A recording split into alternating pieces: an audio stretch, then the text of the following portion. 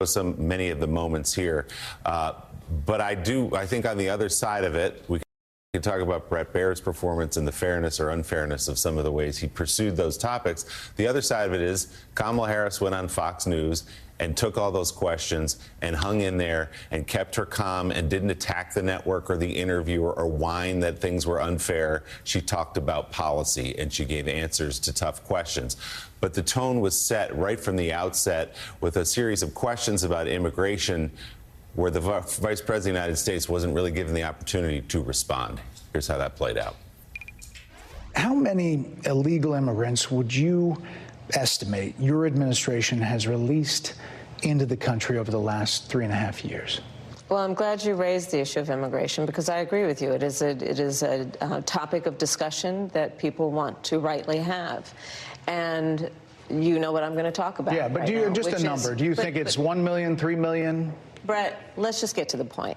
Okay, the point is that we have a broken immigration system that needs to be repaired. So your Homeland Security Secretary said that 85% of apprehensions. I'm not finished. We have an rough estimate of 6 million people have been released into the country. And let me just finish. I'll get to the question, I promise you. I was beginning to answer. Looking back, do you regret the decision to terminate Remain in Mexico at the beginning of your administration? At the beginning of our administration, within practically hours of taking the oath, the first bill that we offered Congress, before we worked on infrastructure, before the Inflation Reduction Act, before the CHIPS and Science Act, before the bipartisan Safer Communities Act, the first bill, practically within hours of taking the oath, was a bill to fix our immigration system. Yes, ma'am. It was called the U.S. Citizenship Act of 2021. Exactly. It was essentially a pathway to citizenship for the elite. Yes, ma'am. May I finish responding, please? But you have to let me finish, You please. had the White House and the House and the Senate, and they didn't bring up that bill. I'm responding to the point you're raising, and I'd like to finish. Yes, ma'am. And that was the opening exchange, Mika. It went on like that for nearly 30 minutes. It goes without saying that Donald Trump would not be given the same treatments, talked over, not allowed to finish those questions. It doesn't mean the topics weren't fair. There was a lot in there that viewers wanted to hear from Kamala Harris. Why do you have different positions now than you did in 2019? How are you going to fix the immigration crisis? All fair questions, but Donald Trump obviously would never be treated that way on Fox News. No, not by, I mean, I've watched Bret Baier for years. That's just, that was different. I think another great place to focus would be with the enemy from within comments that President Trump made. You see, that's the exact phrase Trump used a number of times in recent days, referring to his political adversaries and members of the press even, and the retribution he would take against them. It's decidedly un-American. It's a big story. And it's the critical backdrop to this moment in which Vice President Kamala Harris sat down for an interview with Fox News. It was supposed to give viewers an opportunity to actually hear her plans as president. Instead, as you saw, it almost immediately devolved into an embarrassing bad faith effort by a once respected host to play to an audience of one. The host's constant, rude interruptions were designed to distract from the issues and facts that Trump and his acolytes try and twist and distort every day. And on Fox News, they try and avoid. And they couldn't. When Kamala Harris realized the host was not going to let her speak, the only way the vice president could give Fox viewers an opportunity to hear what she had to say was to talk back over him. Was he making sure that happened? I personally think absolutely. Did she do well in this environment? Of course. She was great. She's a former prosecutor, attorney general, senator, current vice president. She's fine with a situation like that and even flourishes. Yet there were times she was shaking on answers about immigration. He kept coming after her. But the questions sounded like they came from a Trump campaign ad. In fact, they played a Trump campaign ad in the interview. The host almost seemed obsessed with transgender surgeries. The vice president kept trying to tell him she will follow the law. That was the answer. All the while, the vice president found her opportunities to make the case against Donald Trump.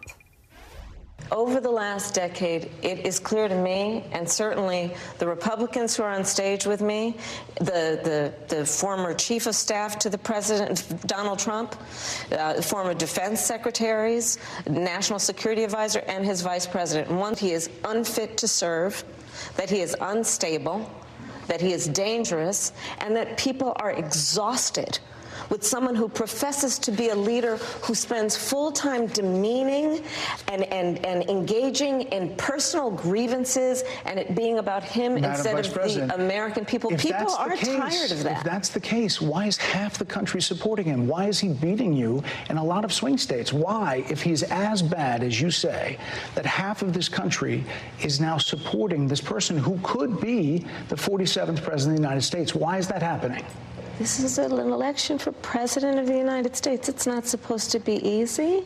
I know, but it's not supposed to be. It is not supposed to be a cakewalk for anyone. So are they misguided, the 50%? Are they stupid? What is it? I would never say that about the American people. And in fact, if you listen to Donald Trump, if you watch any of his rallies, he's the one who tends to demean and belittle and diminish the American people. He's the one who talks about an enemy within, an enemy within, talking about the American people. That's the part they don't want you to hear. How Fox News conducted itself with the Harris interview is just part of the story. What was equally dismaying was another piece of the phony playbook that came earlier in the day, in the form of a fluffy town hall, if you call it that, with Donald Trump and a hand-picked audience that appeared to have been all MAGA, many thanking him for gracing them with his presence. As for the content, well, Trump lied to the audience about the issue of abortion, claiming it'll just work itself out, it'll be okay.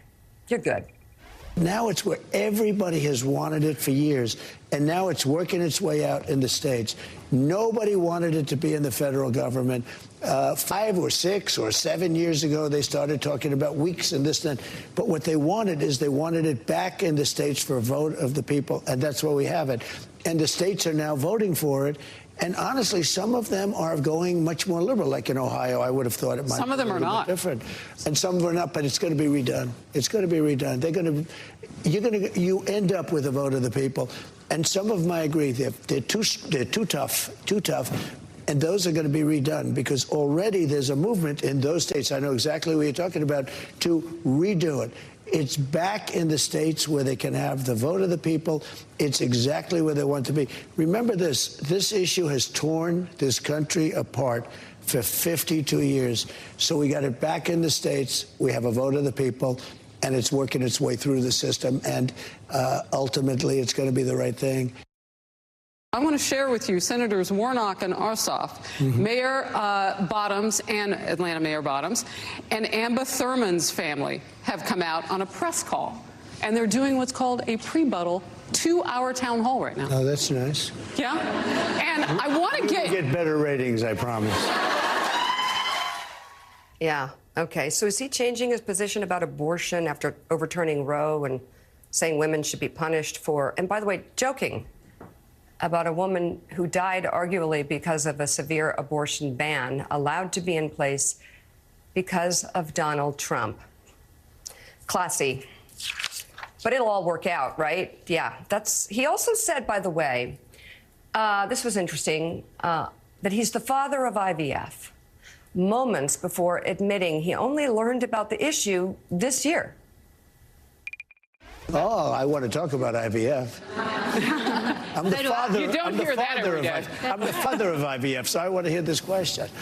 I got a call from Katie Britt, a young, just a fantastically attractive person from Alabama. She's a senator. And she called me up like emergency, because an Alabama judge had ruled that the IVF clinics were illegal and they have to be closed down. A judge. And I said, explain IVF very quickly. And within about 2 minutes, I understood it. I said, no, we're totally in favor of IVF. I came out with a statement within an hour, a really powerful statement with some experts, really powerful. And we went totally in favor, the Republican Party, the whole party. Alabama legislature, a day later, overturned, meaning approved it, overturned, the judge essentially approved it. And we really are the party for IVF. We want fertilization, and it's all the way. And the Democrats tried to attack us on it, and we're out there on IVF even more than them. So we're totally in favor of it. When he talked about illegal immigrants in Springfield, Ohio, continuing his cruelty toward the legal Haitians who he terrorized there, the host gently reminded him, ever so lightly, that they were actually legal. Springfield, Ohio, they have 50,000, 52,000 people, no problems, no real crime, no, beautiful community. They just dropped 30,000 illegal aliens in Springfield, Ohio, and it's become a different place. We're going to destroy our country. Our country is going. Actually, it's horrible. You know, there's more to that story. They are here legally. Yep. And there are programs that the current administration has put into place to do those flights. So we recently learned, we didn't have any number to compare it to, so all of a sudden we knew 1.5 million people had come in through those flights. And we know the numbers have lessened at the border because of what they're doing, partially right. Well, I mean, the timing of it is interesting, right? But the numbers get made up by the people that we can't see in the flights, and all of it has a burden on the economy. Okay, so legal, illegal, whatever, you know. But then you go to the evening, the polar opposite. We witnessed a man who spent his life as a down-the-middle journalist, seeming to throw it all away for his audience of one, interrupting the vice president awkwardly and unnecessarily, ignoring many issues that define this campaign, including a woman's right to health care freedom. Most disturbing was when he showed a misleading clip about Donald Trump responding to a question about his enemy from within comments.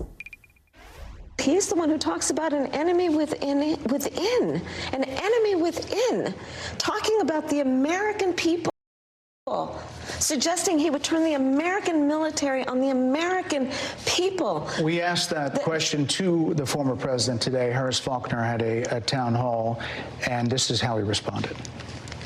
I heard about that. They were saying I was like threatening. I'm not threatening anybody. They're the ones doing the threatening. They do phony investigations. I've been investigated more than Alphonse Capone. He was the greatest gangster. No, it's true. No, but think of it. It's called weaponization of government. It's a terrible thing.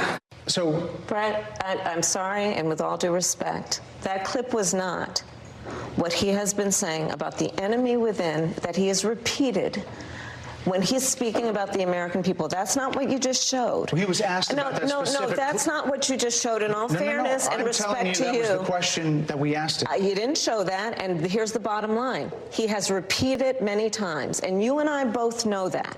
And you and I both know that he has talked about turning the American military on the American people. He has talked about going after people who are engaged in peaceful protest.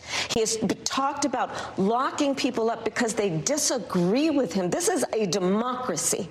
And in a democracy, the President of the United States, in the United States of America, should be willing to be able to handle criticism without saying he'd lock people up for doing it. And this is what is at stake, which is why you have someone like the former chairman of the Joint Chiefs of Staff saying what Mark Milley has said